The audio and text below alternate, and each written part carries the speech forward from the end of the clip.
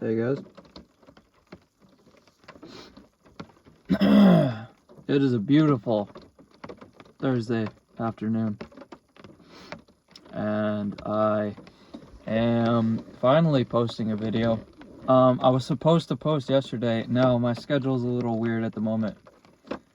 Well, it's not that it's weird, but I was originally set to post only weekends, but I've been doing Mondays, Wednesdays, and Fridays, and I kind of like it like that.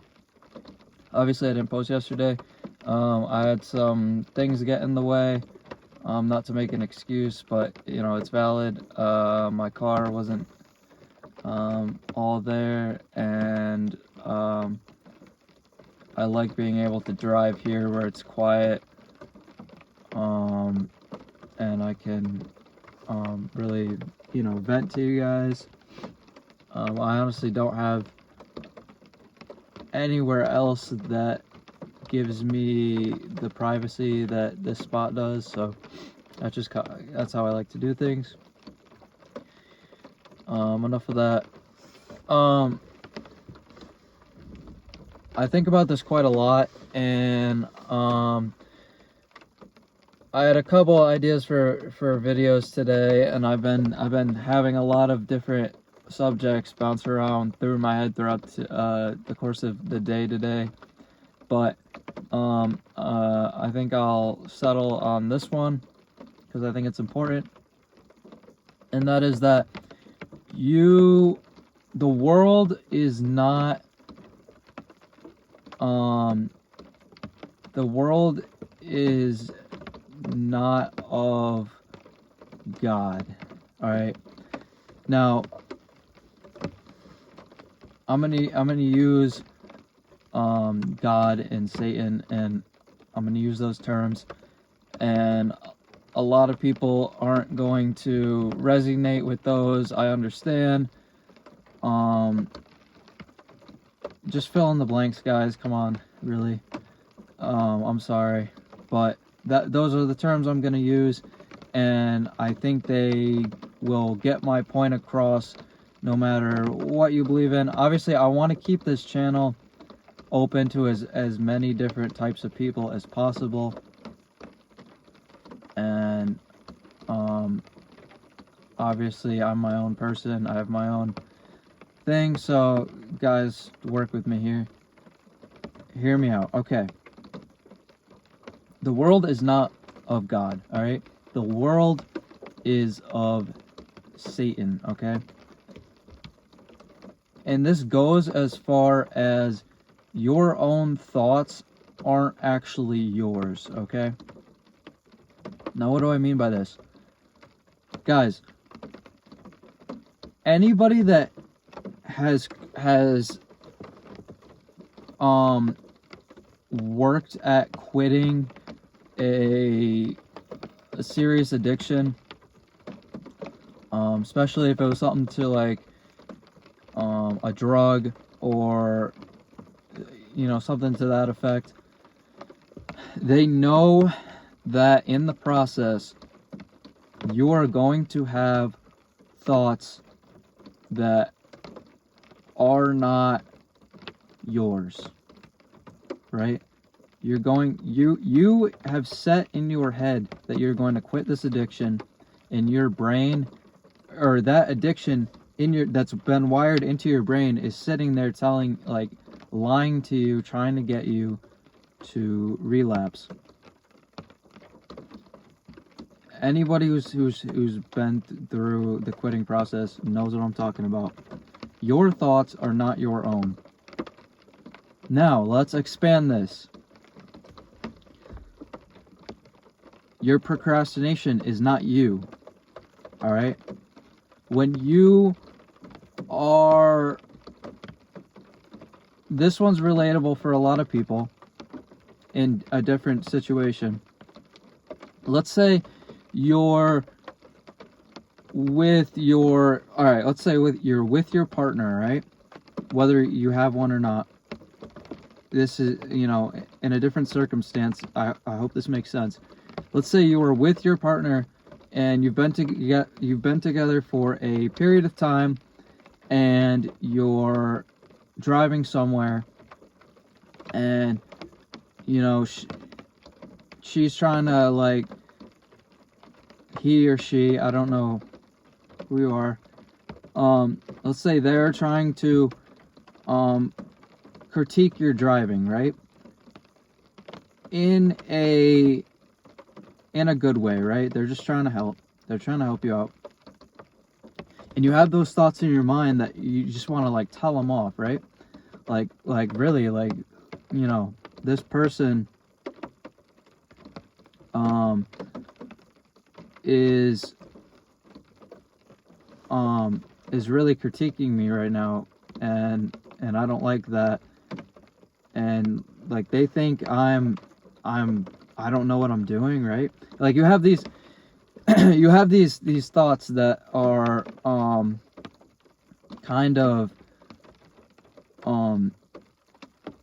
like these angry, aggressive thoughts towards this person that you are fond of, in a relationship with,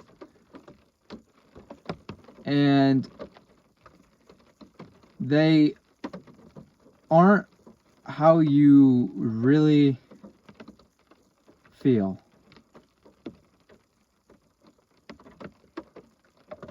It is so hard for people to distinguish between what is them and what is not them. And people who don't even consider this phenomenon, or whatever you want to call it, they just kind of act on whatever hits the front page of their mind immediately. And it ruins them. When you wake up in the morning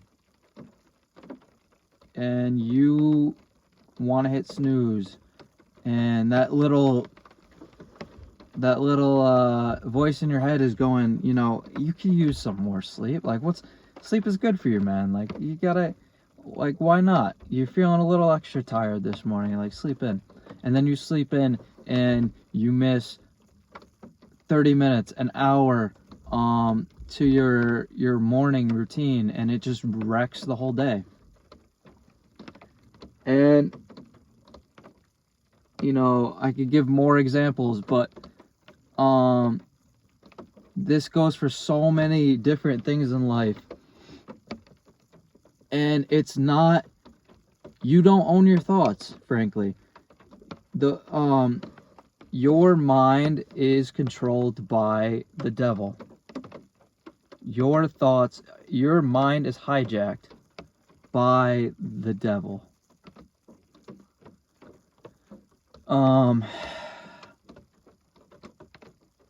And you need to build a level of discipline to counteract that. You need to build a level of awareness to counteract that. You need to be able to look at things in your life and know that, okay, I need to do this.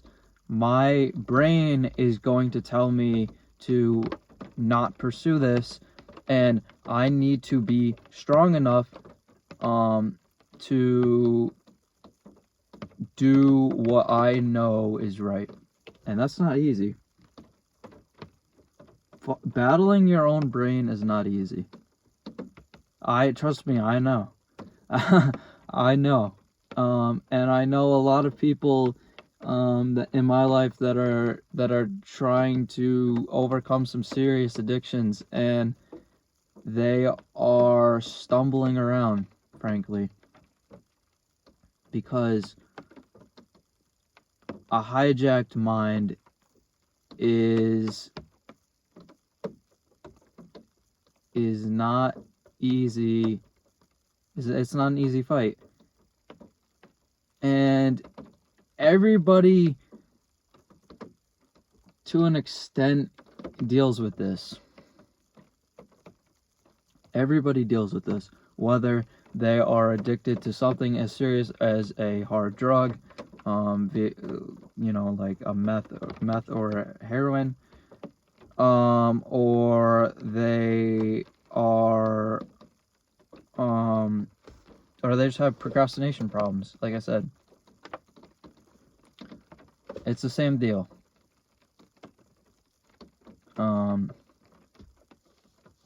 And Satan is going to do any number, he's going to do anything to get you off your course. You are, and I hope you are, a determined person with goals, and you know exactly what you need to do to reach those goals, and there is an enemy who is working against you, and that is Satan. He is working against you every step of the way. You need to have a plan. You need to wage war essentially against yourself. And you cannot blame any external, you cannot blame anything but yourself, okay? And that's another trick that's going to be played on you, right? You are going to be deterred in your fight. You are going to be you are going to fail, and you are going to be knocked off track, and your first instinct is going to look around and be like, oh well, the dog was barking all night and I couldn't sleep, so this is why I'm gonna sleep it. Like, no, your choice is to either get up, that's the good choice, you should be taking this one, or you can sleep in. And you can't sit there and blame. You have to have, look, there's a good book, and I'm sure you've heard of it. If you haven't read it, read it. It's Extreme Ownership by Jocko Willink. You need to have extreme ownership, okay? Everything in your life, go read that book, by the way, I'm sorry. It's really good. And the basic summary of that book is that everything in your life is by your choice, pretty much. Every obstacle is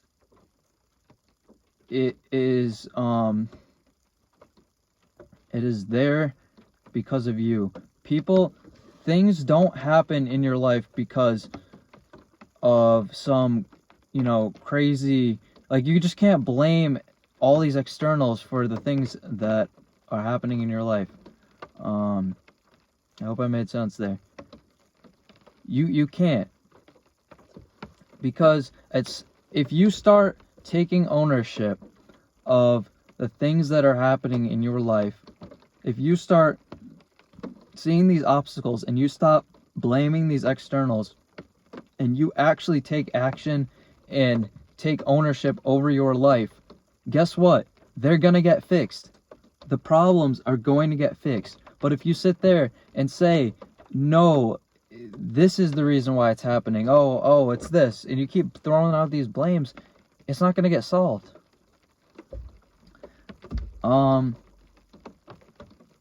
And Satan is going to push that idea that these externals are the reason. No, it's you.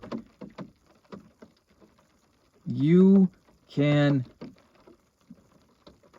overcome. You can do this. Don't let the enemy win.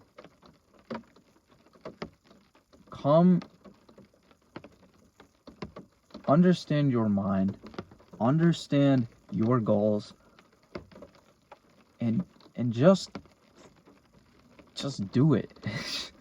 Do the right thing. You know what it is. You know what you want. Do it. Don't let these little voices in your head, or these little excuses, or the fact that you want to blame the world for your position. Don't do it. Don't let that control your life. Be in control yourself. And I think I've made my point. I hope I've made my point.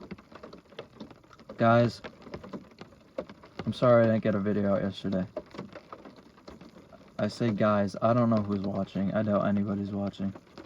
There's probably about one person watching. Thank you, by the way. I hope this was a good use of your time, and I hope that I'm producing value. But let me know. I'm gonna go get somewhere nicer, somewhere warmer, and I will see you guys tomorrow. I will post a video tomorrow. I'll see you guys then.